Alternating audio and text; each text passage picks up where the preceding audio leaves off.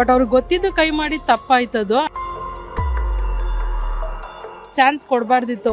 ಎಲ್ಲರಿಗೂ ಒಂದೇ ಥರ ಇರಬೇಕಿತ್ತು ನ್ಯಾಯ. ಬಟ್ ಅವಳು ನಮ್ಗೆ ಅಷ್ಟು ಇಷ್ಟ ಅಲ್ಲ, ಮಂಜಣ್ಣ ಇಷ್ಟ. ಕಿರುತೆರೆಯ ಅತಿ ದೊಡ್ಡ reality show big boss season 11ಕ್ಕೆ ಮುಗಿಯೋದಕ್ಕೆ ಇನ್ನು 2 ವಾರ ಬಾಕಿ ಇದೆ.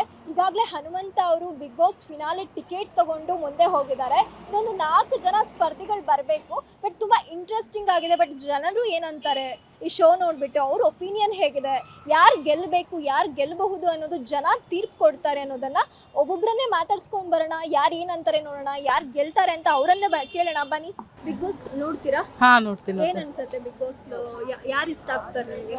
ಇಷ್ಟ ಅಂತ ಯಾರು ಇಲ್ಲ, ನೋಡ್ತೀನಿ. ಬಟ್ ಫೈನಲ್ಗೆ ತ್ರಿವಿಕ್ರಮ್ ಮಂಜಣ್ಣ ಬರ್ಬೇಕನ್ನೋದಿದೆ. ಮಂಜಣ್ಣ ಬಂದರೆ ಓಕೆ. ಯಾಕೆ ಅವರೇ ಬರಬೇಕು? ಏನಿಲ್ಲ, ಆಟ ಚೆನ್ನಾಗಿ ಆಡ್ತಾರೆ. ಯಾರು ಗೆಲ್ಬಹುದು ಅನ್ಸುತ್ತೆ ನಿಮಗೆ? ನನ್ನ ಪ್ರಕಾರ ಮಂಜಣ್ಣನೇ ಗೆಲ್ಬೋದು. ಯಾರು ಗೆಲ್ಲಬಾರ್ದು, ಇವ್ರಿಗೆ ಅರ್ಹತೆ ಇಲ್ಲ ಅನ್ನೋದಾದ್ರೆ? ಚೈತ್ರ ಹೋಗಾಯ್ತು. ಈಗ ಪ್ರೆಸೆಂಟ್ ಇರೋದು ಭವ್ಯಗೌಡ. ರೀಸೆಂಟ್ ಆಗಿ ಹನುಮಂತ ಅವ್ರಿಗೆ ಹೊಡೆದ್ರು ಅವರು. ಹೌದೌದು. ಎಷ್ಟು ಸರಿ ಅನಿಸ್ತು ನಿಮ್ಗೆ, ಎಷ್ಟು ತಪ್ಪಂತ ಅನಿಸ್ತು ನಿಮಗೆ? ಇಲ್ಲ, ಅದು ತಪ್ಪೇ. ಅವಳು ಆಟ ಆಡ್ಬೇಕಾದ್ರೆ ಅವ್ರಿಗೆ ಗೊತ್ತಿಲ್ದಿರಂಗೆ ಹೊಡೆದೆ ಅಂತ ಹೇಳಿದ್ರು. ಬಟ್ ಅವ್ರಿಗೆ ಗೊತ್ತಿದ್ದು ಕೈ ಮಾಡಿ ತಪ್ಪಾಯ್ತದು. ಅದ್ರ ಬಗ್ಗೆ ಅವರು ಅಂದರು. ಸುದೀಪ್ ಸರ್ ವೀಕೆಂಡಲ್ಲಿ ಹೇಳಿದ್ರು, ಇಲ್ಲ ನಿಮ್ಗೆ ಇಷ್ಟದಲ್ಲಿ ಹೊರಗೆ ಕಳಿಸ್ಬೋದಿತ್ತು ಅಂತ. ಅವಳಿಗೆ ಚಾನ್ಸ್ ಕೊಡಬಾರ್ದಿತ್ತು. ಯಾಕಂದರೆ ಎಲ್ಲರಿಗೂ ಒಂದೇ ಥರ ಇರಬೇಕಿತ್ತು ನ್ಯಾಯ.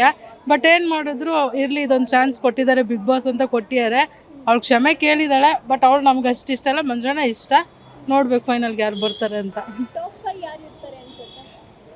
Top 5 Hanumanthu, Dhanaraju, Manjanna, Trivikram, Mokshitha. Thank you.